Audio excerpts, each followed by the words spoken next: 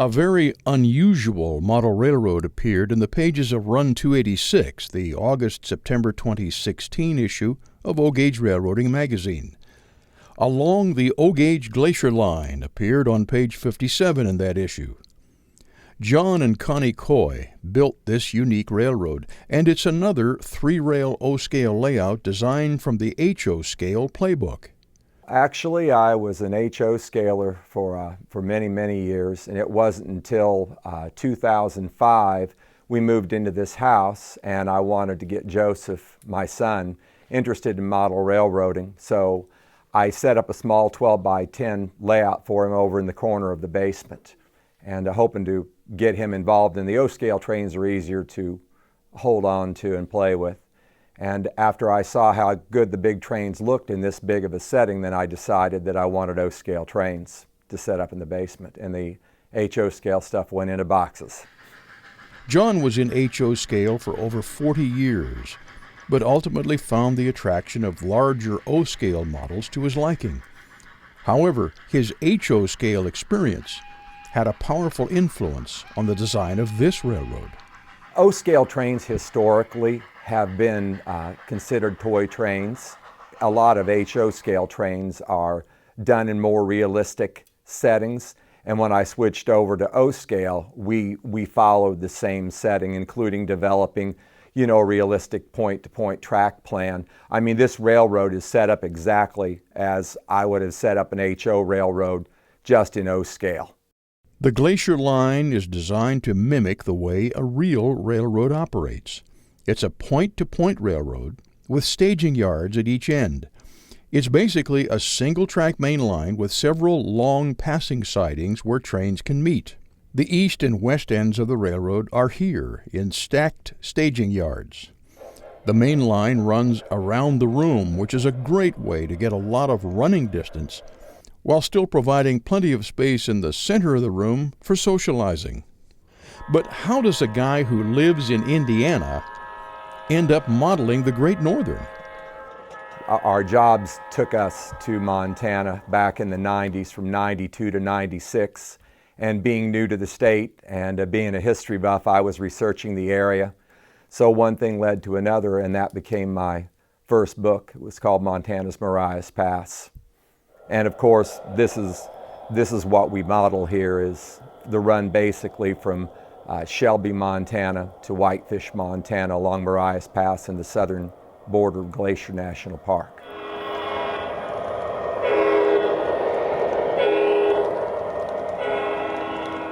John's wife, Connie, played an important role in the construction of this railroad.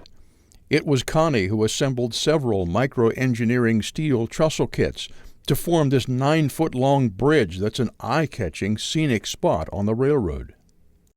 The Goat Lick Bridge, actually in Montana, it was a Sheep Creek trestle, and we saw that outside of Essex when we were in Montana. But I've always liked arts and crafts kinds of things, and have put together different kinds of models and things, and I thought I would just try my hand at these micro-engineering bridges, and just got started gluing them together, did everything I needed to do to take them apart and put all the little pieces together and glue them. And the shortest amount of time I think it took me to do one of the smaller ones was 12 hours. The longest amount's been over 20. So they take some time, but it was just a fun thing to do, and I liked to have it turn out and look like the real bridge. I like weathering the bridges. I like making them look real, look rusted, and so that's one of the things that I really like doing, putting it together. The Goat Lick Bridge is single track, and a lot of trains go over this bridge in the course of an operating session. Connie also painted the gorgeous mountain backdrops and this freehand painting of the famous Isaac Walton Inn in Essex, Montana. This inn has a long history. The Isaac Walton Inn was built next to the railroad yard in 1939 for the use of railroad service personnel. It was also intended to serve as an entrance to Glacier National Park, but this plan never materialized. As a result, Essex has a hotel that seems disproportionate to its modest needs. It's still a popular place to stay, even though it is often called one of Montana's best-kept recreational secrets. As John mentioned, the Glacier Line is designed for prototypical operation. From Monaco on the west end to Windy Point in the east, the railroad is a single-track main line with passing sidings. Let's take a tour of the Glacier Line, starting here in Monaco. The town of Monaco is the west end of the Glacier Line. It's a small town setting, and down by the station, John has placed a picture of a shay locomotive. In the real town, this shay is actually on display.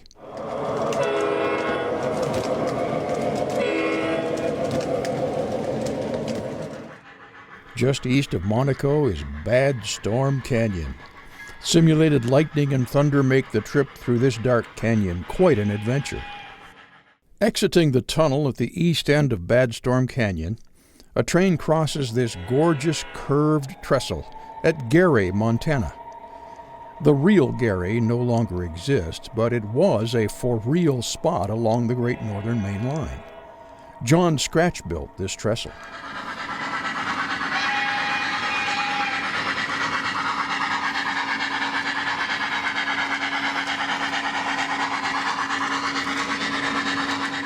One of the most significant spots on the Glacier Line is here at Walton.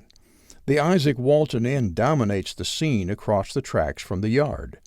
This inn has become a very popular spot for rail fans to visit and stay a few days.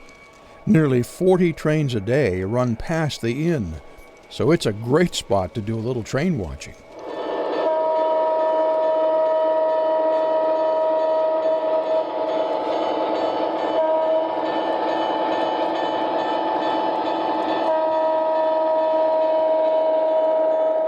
Heading further east out of Walton, the trains pass a small Indian camp called Piegan. This little spot is a Blackfeet tribe camp, modeled after a similar small camp on the Great Northern near Browning, Montana. A short distance east of Piegan is Connie Coy's work of art, the Goat Lick Bridge.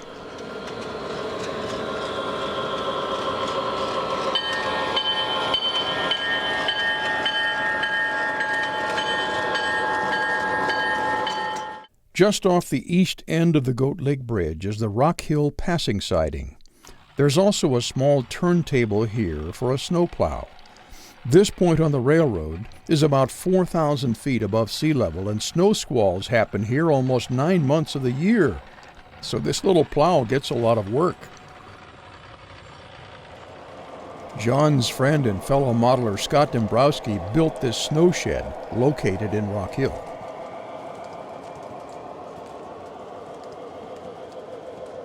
A few miles east of Rock Hill is this spot with a very unusual name. The story behind the name is fascinating. It was the farthest point north reached by the Lewis and Clark expedition, and actually it was Captain Clark that made it that far. And they made it one night and they met a band of Native Americans, and they set up camp together, and they woke up in the morning to discover the Native Americans stealing their horses and supplies. So two of the Native Americans were shot and killed. And so the party gathered their stuff and they got out of there as quickly as they could because they were fearful that the tribe would find out what happened and they would come to extract revenge on them. It was called Camp Disappointment because Captain Clark was hoping that the river flowed north and south at that point into Canada to open up the fur trade, and it actually flows east and west. That was why it was called Camp Disappointment, and it was the site of the only armed conflict on the entire Lewis and Clark expedition. In the real world, Cataract, Montana was not much more than a passing siding on the Great Northern Main.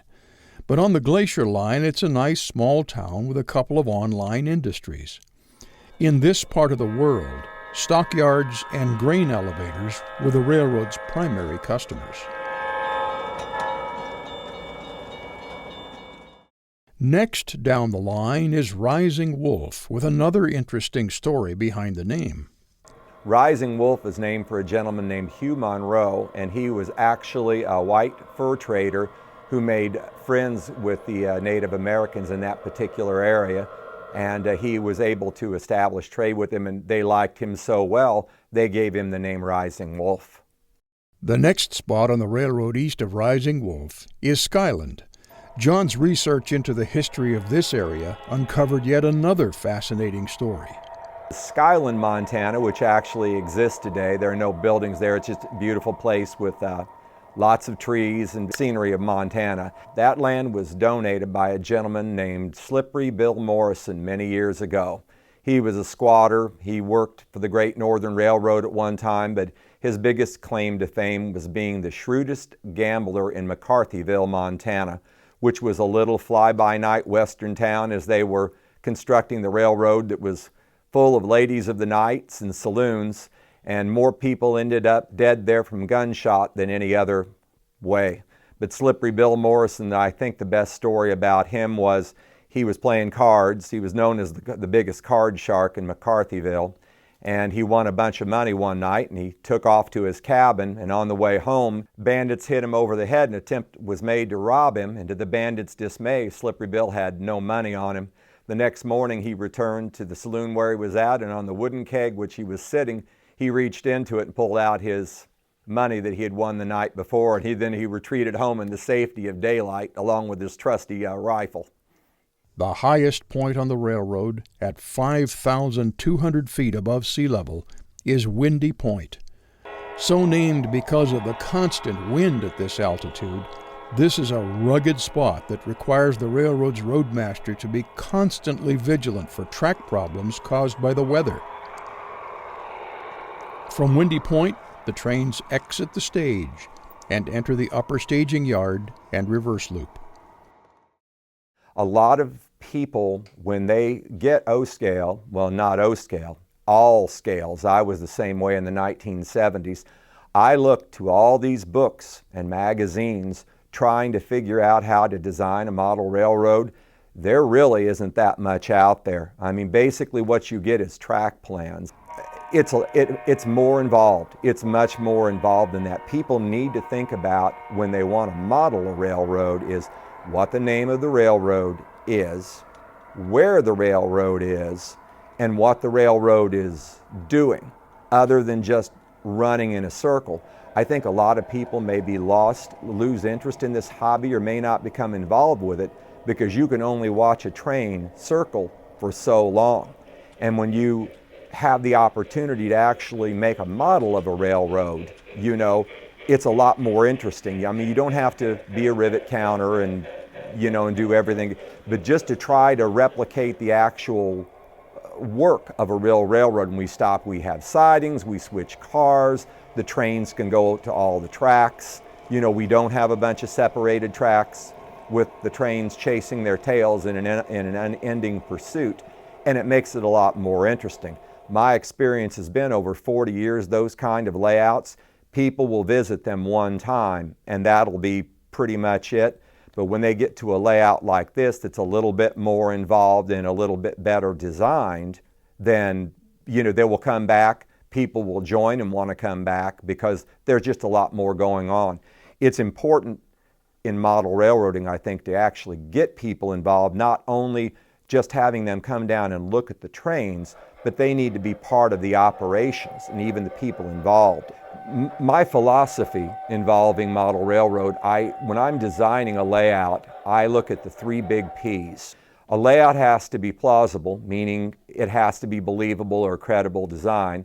Second, the railroad has to have a purpose. Every railroad has a purpose, you know, whether it's hauling passengers or freight or sightseeing, whatever it may be, but there needs to be. And the biggest thing is its operators have to have participation and involvement in the railroad. It's just not as interesting just turning on the transformers and watching the trains just circle the same track over and over and over again. I mean, even big, impressive layouts, I mean, the ones at the Chicago Museum, they're nice, but in the end, all you're doing is just pretty much standing there. It's a lot more interesting and a lot more fun for people to actually have control of the train and operate it up and down the line, and especially on a line like this where we have it's a single line track with passing sidings because it's like driving a car. You actually have to pay attention to what you're doing to not run into other people. What do you say we pay attention for a while and watch some trains run on the Glacier line?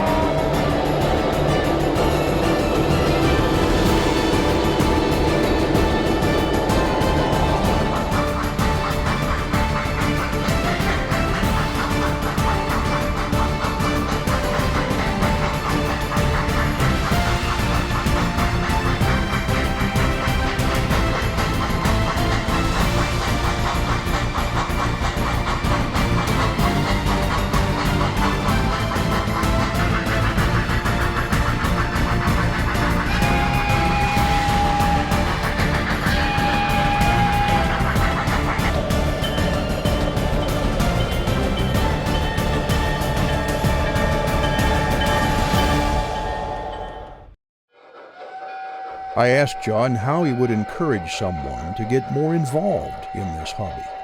If someone's interested in model railroading, I always invite them to come over and see the layout. And I think they're kind of intimidated when they get down here, because I've had many of them tell me that most of the model railroads they had seen were pretty much, circle tracks on the floor, little 8x4 boards. And when you come down here and there's a basement that's about 1,400 square feet pretty much filled with trains, it may be a little daunting and intimidating. But I always like to get them down here, and even though they're extremely hesitant to do it, I always get them to run the trains. There's that third P, participation, in action again.